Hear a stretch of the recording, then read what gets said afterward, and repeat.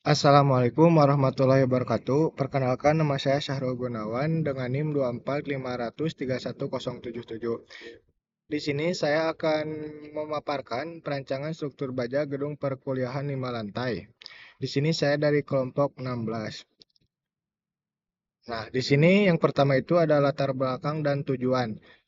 Untuk latar belakang, di sini ada keterbatasan lahan di perkotaan mendorong pembangunan vertikal sebagai solusi efisien. Struktur baja dipilih karena memiliki kekuatan tinggi, duktilitas baik, dan kecepatan konstruksi yang unggul. Material BJ37 digunakan karena memenuhi standar SNI dengan EP 240 MPa dan EPU 370 MPa.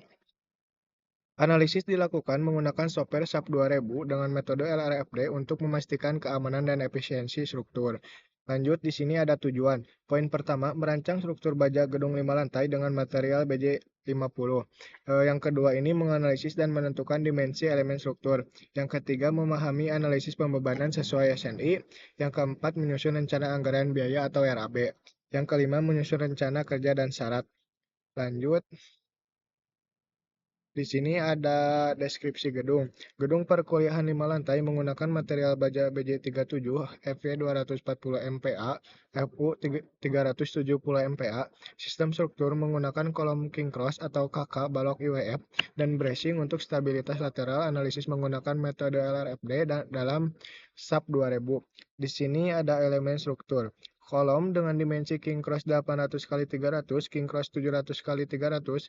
Yang kedua ada balok induk WF 600 kali 200, WF 500 kali 200. Yang ketiga itu ada balok anak WF 450 kali 200, WF 400 kali 200. Yang keempat itu ada bracing double siku 150 kali 150 kali 15. Yang terakhir itu ada plat tebal 100 sampai 120 mm. Lanjut. Di sini ada yang pertama itu deadlock atau DL. Beban mati termasuk berat sendiri struktur, plafon, dan finishing lantai. Yang kedua itu ada level load atau LL, beban hidup sesuai fungsi ruangan, perkuliahan, koridor, dan atap.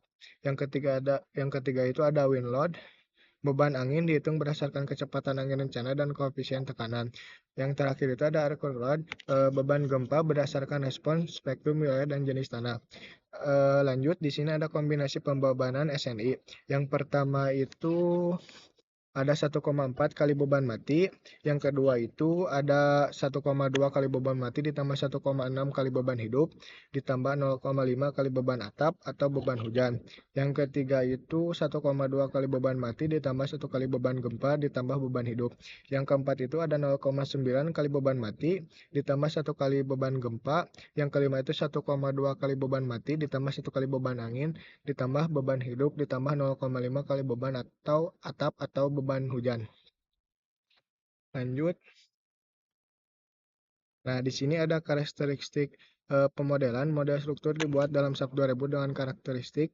Poin pertama, sistem rangka pemikul momen tambah bracing. Yang kedua ada material, profil IWF, baja, dan plat komposit K-300. Yang ketiga itu ada metode analisis LRFD sesuai SNI, baja, dan SNI gempa. Yang keempat itu ada kriteria desain interaction ratio IR. Yang kelima itu ada pemodelan 3D dengan elemen frame dan seal. Yang terakhir itu ada joint restraint pada fondasi pixel support. Nah, di sini ada analisis gaya dalam kritis. Yang pertama itu ada gaya aksial. Gaya aksial maksimum terjadi pada kolom king cross lantai bawah yang menerima beban kumulatif dari seluruh lantai di atasnya. Kolom KK 800 kali 300 menerima gaya tekan terbesar. Yang kedua itu ada gaya geser. Gaya geser dominan berasal dari beban lateral, gempa, dan angin yang ditahan oleh sistem bracing diagonal distribusi gaya geser terbesar pada lantai dasar. Yang terakhir itu ada momen lentur.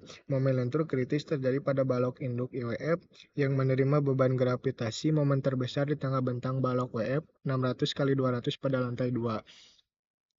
Lanjut, di sini ada perhitungan. Alur perhitungan yang pertama itu ada input geometri dan material ke SAP 2000. Yang kedua itu ada definisi beban dan kombinasi LRFD.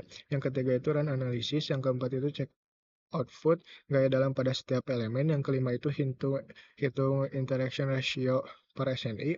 Yang terakhir itu ada evaluasi R. Ini untuk hasil analisisnya lolos uji kapasitas. Lanjut, di sini ada kesimpulan. Ringkasan hasil. Poin pertama, seluruh komponen struktur memenuhi kriteria keamanan. Poin kedua itu efisiensi kolom king cross mencapai 96,4%. Yang ketiga itu rasio partisipasi massa seismik 90%, struktur aman dan ekonomis berdasarkan SLRFD. Yang kelima itu desain memenuhi standar SNI. Ini untuk estimasi total biaya proyek. Efisiensi elemen struktur, kolom king cross-nya itu 96,4%, balok induknya itu 85,2%, balok anaknya itu 72,8%, bracing-nya itu 68,5%. Eh, di sini mungkin dicukupkan. Selebihnya mohon maaf apabila ada kesalahpahaman atau apa. Wassalamualaikum warahmatullahi wabarakatuh.